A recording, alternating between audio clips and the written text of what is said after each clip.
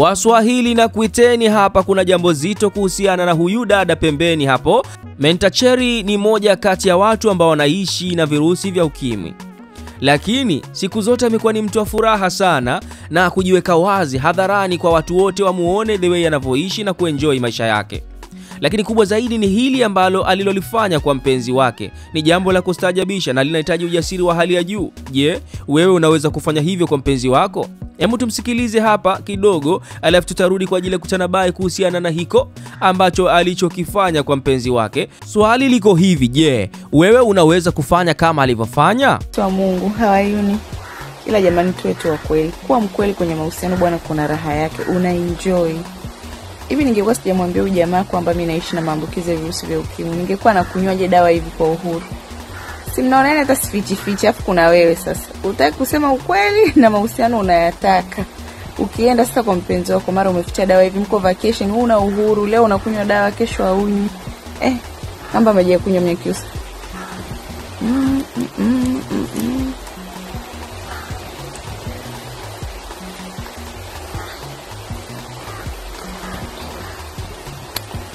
Endelea kusema tunaigiza, lakini hapa ni mapenzi tu, ni upendo tu na ukweli. Anyways, nawapenda sana, stay safe, nisiwatie hasira. Hayo ni maneno yake Menta Cherry akizungumzia kuhusiana na namna ambavyo yeye aliweza kumwambia ukweli mpenzi wake kuhusiana na hali yake ya kiafya. Kiukweli anastahili kongole ya hali ya juu. Maana kikawaida jambo hili limenifanya nitanabai kwamba ingelikuwa wewe ungeweza kufanya kitendo alichokifanya Menta Cherry.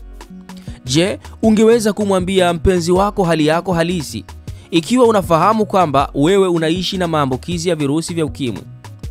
Watu wengi wakati huu na vijana wengi wa miaka 2000 wamekuwa wanachukulia kawaida sana gonjwa la ukimwi.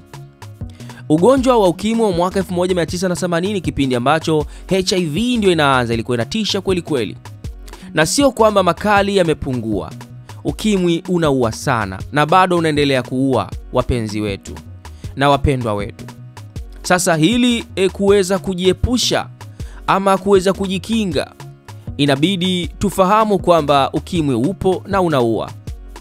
Jambo hili ni la kukumbushana kila wakati, kwa sababu wapendwa wetu ndo hivyo wengi wameweza kupukutika kwa ajili ya gonjwa hili la ukimwi. Na kama unaingia katika mahusiano, ni vyema kabla ya yote uweze kupima maambukizi kwanza. Muende kituo cha afya mpime na mjue afya zenu kwamba nani yuko salama na nani haiko salama. Kama wote mpo salama basi na kwa kheri. Lakini kama kuna mtu haiko salama mmoja wenu, mnaweza mkaamua kama ambavyo Menta Cherry alivyoweza kuamua na mwenzie. Yeye tayari alikuwa anajua kabisa mimi nina virusi vya ukimwi. Na alipokutana na mwenza wake akamwambia uhalisia kwamba mimi ninaishi na virusi vya ukimwi. Lakini wanaenjoy mapenzi yao na wanaenjoy maisha yao. Na mpenzi wake amekuwa akihakikisha kwamba anasimamia swala zima la umezaji wa dawa kwa wakati.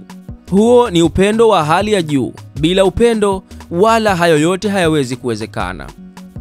Wewe ambao unanitazama saa hii hapa, kama unaishi na virusi vya ukimwi, endapo utampata mwenzako ambaye haishi na virusi vya ukimwi, ni vyema ukamwambia ukweli ili aweze kukubali kwa hali yako. Maana watu wengi wamekuwa wakihofia pengine wakisema ukweli hawatokubaliwa.